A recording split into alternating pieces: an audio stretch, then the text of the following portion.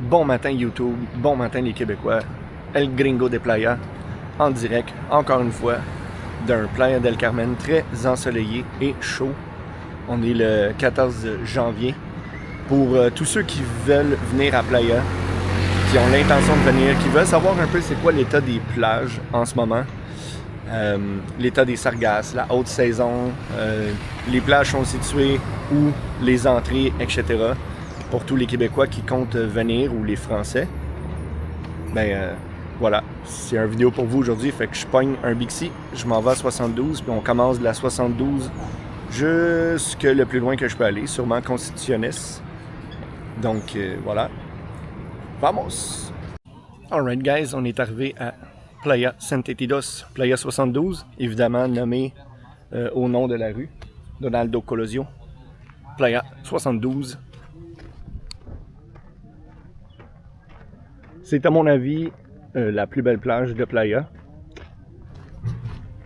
Souvent on me demande c'est quoi les bonnes beaches, c'est où que je devrais aller avec mes enfants, ou c'est ça, les plus belles plages, pas de sargasses. Je dirais que Punta Esmeralda pour le cénote, les palapas, le vibe général, c'est vraiment cool pour les kids, pour les familles et tout. Au bout de la Quinta, autour de la 110. Playa 72, évidemment, c'est la Dogo Beach, la plage qui accepte les chiens, la seule à Playa. Puis il y a beaucoup de palapas, la plage est large. Généralement, c'est vraiment un bon vibe, c'est celle que je préfère. Puis sinon, il y a toujours Mamita Beach.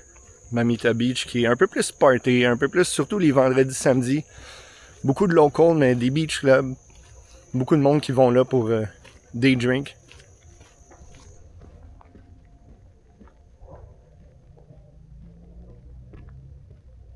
Si vous venez ici en vacances, 10 jours, 2 semaines, 1, 2 ou 3 mois pour vous sauver de l'hiver, définitivement, arrivez avant 11 h.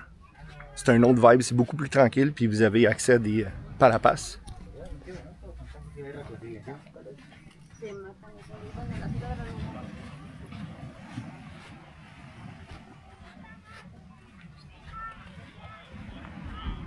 Toujours possibilité de partager son nombre, partager un palapas avec quelqu'un qui est déjà installé. Il faut vraiment pas être gêné.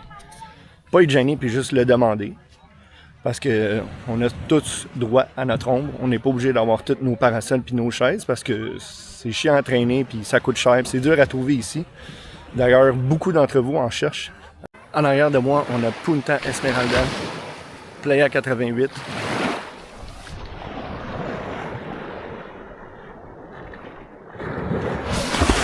Nous, on s'en va vers le sud. On s'en va vers Cocoa Beach. Après ça, il faut faire un petit détour pour aller à Martina Beach, Playa 40, Playa 38, puis éventuellement Mamitas et même plus loin.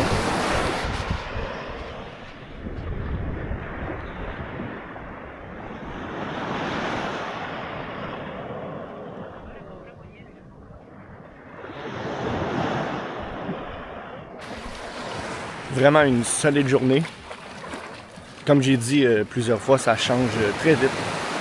Ça change vraiment vite. Tu peux avoir 3 jours avec des sargasses non-stop. Après ça, ça part aussi vite que c'est venu. Fait que c'est pour ça qu'il faut suivre les updates de beach et pas trop se décourager non plus. T'sais, il y en a qui regardent des vidéos ou ils suivent des groupes Facebook. Là, des fois, ils voient un post qui date d'il y a 3-4 jours puis ils sont comme « Oh my God, je m'en viens dans une semaine, ça va être dégueu. » Ça change d'un jour à l'autre.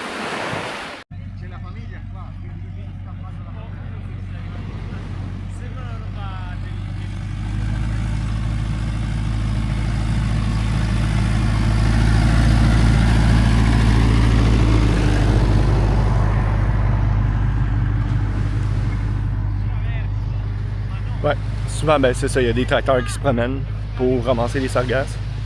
C'est le petit inconvénient, c'est un petit peu bruyant, ça magane la beach un peu, mais c'est ça qu'il faut pour avoir ça.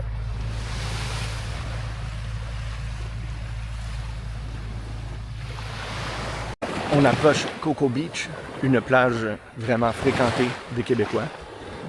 Il est à peu près 11h10, incroyable journée. Puis on voit déjà qu'il y a beaucoup de parasols qui commencent à s'installer.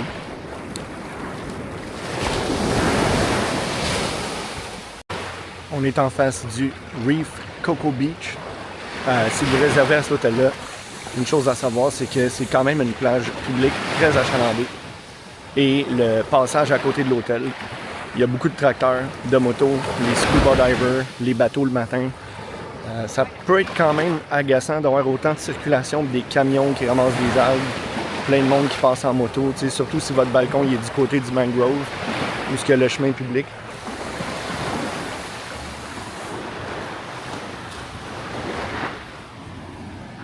On est arrivé au bout de Cocoa Beach. Là, la marée est un petit peu plus basse. Je vais peut-être m'essayer de passer par là pour aller rejoindre Playa Pelicanos et Martina Beach, etc. On va voir. Normalement, il y a de l'eau vraiment jusqu'ici, mais là, il semble être la marée basse. Ça sent pas full bon, par exemple.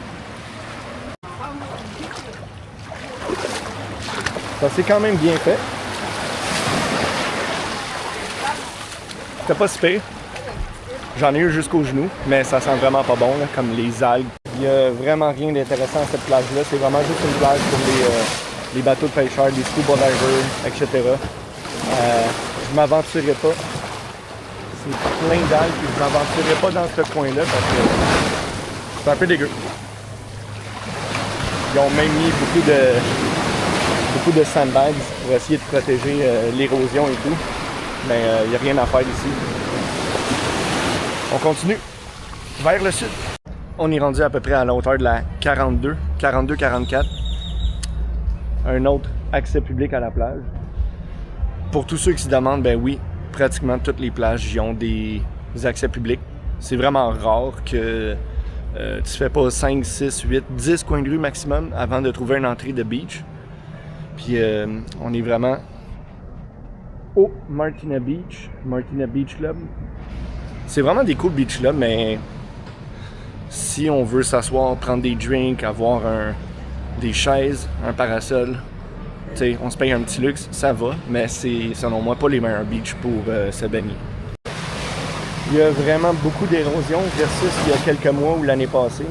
Ça, c'est une plage que j'allais souvent pour les levées de soleil parce que c'était carrément au bout de ma rue. Là, c'est vraiment là. Généralement, il y a du sable juste quasiment au rebord. Ça sent pas super bon ici, il y a quand même pas mal de sargasses dans l'eau.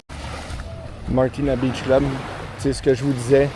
C'est cool d'avoir des chaises et tout, mais c'est pratiquement aucune plage. C'est un peu moche comme ambiance.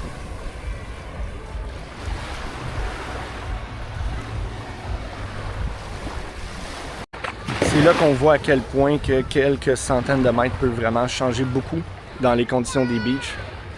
Si votre condo hôtel est pas loin de la 38, la 40, la 44, vous dites « Ah, j'ai vu qu'il y avait un accès à la beach. » Là, vous venez et vous êtes vraiment déçu. Ben, maintenant, vous savez, il faut faire 500 mètres plus au nord ou 1 km plus au nord pour Cocoa Beach 72 Colosio.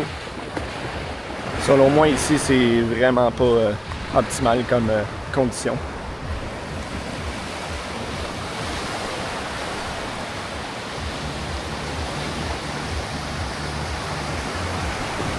Encore une fois, il a fallu que je fasse le tour entre la Playa 40 et la 38. Fait qu'à hauteur de la 38 en ce moment, il y avait de l'eau jusqu'à la taille. Basically pas mal jusqu'à la taille, puis j'avais eu des vagues d'en face et tout. Fait que j'ai fait le petit tour. On va aller voir la 38. Let's go! Encore une fois, pas des super belles conditions. Plage très très érodée, mais là on est en marée basse, en avant-midi. Je pense que je devrais être capable. C'est juste se timer entre deux vagues.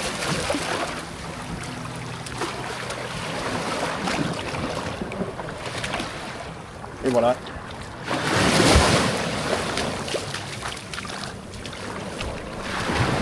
Fait que là, on se dirige vers Playa Mamitas.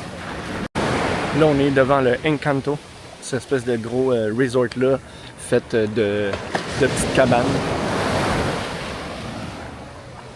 La plage ici, elle commence à s'élargir, ce qui est vraiment nice. Je pense que ça va aller en s'améliorant vers Mamitas Beach et Constituyentes.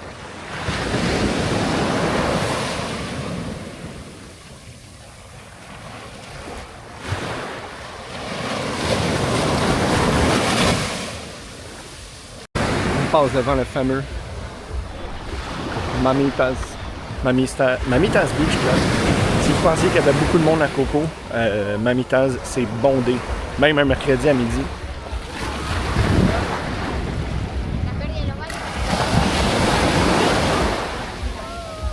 Si vous appréciez mon effort de me claquer 20 000 pas dans le sable, au gros soleil, pas loin de midi, likez, subscribe. C'est pas facile la vie. Ah oui, une autre chose. Au loin, ils mettent des genres de barrières, des grosses barrières de poches de sable qui ont planté là pour empêcher un peu les vagues puis surtout l'arrivée des sargasses. Il y en a quand même un peu ici. C'est vraiment rien de dramatique là, versus il y a quelques jours de ça. On est un peu passé le Mamitas, pas loin du Hilton. L'eau ici est vraiment belle. Je dirais qu'elle est même plus claire qu'à Playa 72. On n'est pas à Cuba, mais c'est vraiment un nice spot pour se rafraîchir. On est en face du Hyatt Vivid, qui était autrement dit le Hilton avant.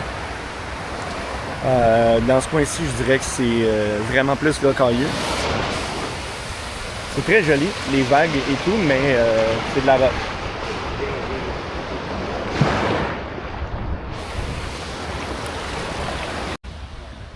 L'entrée de la beach via Constituyentes.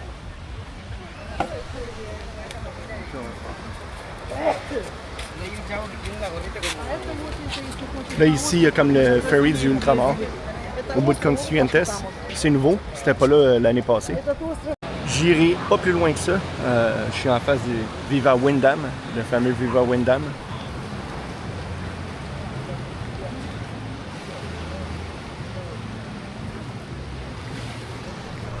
Je pense pas que ça vaut la peine d'aller vers le Centro. Là, on va tomber dans les avenues, la 18, 16, 14, 12, 10. J'ai vu quelques vidéos récentes puis des amis qui sont là en ce moment. Puis il y a de la sargasse, il y a presque pas de plage. T'es dans le Centro, beaucoup de monde, beaucoup de beach clubs. Il y a quelques beach clubs pas pires, comme le Lido, le Zenzi. Puis je suis pas mal sûr que la plage du Parque Fundatores est large et très cool. Ceux qui habitent vraiment dans le Centro, pas loin du ferry, c'est un bon spot quand même. Mais c'est loin de chez nous. Moi, je suis dans Colosio. Fait que ça ressemble à ça. En janvier 2026, haute saison, beaucoup de monde. Vous avez vu un peu la différence entre les différentes beaches, à quel point ça peut changer rapidement. Fait que abonnez-vous si vous voulez rester au courant. Moi, je vous dis, Gringo, out!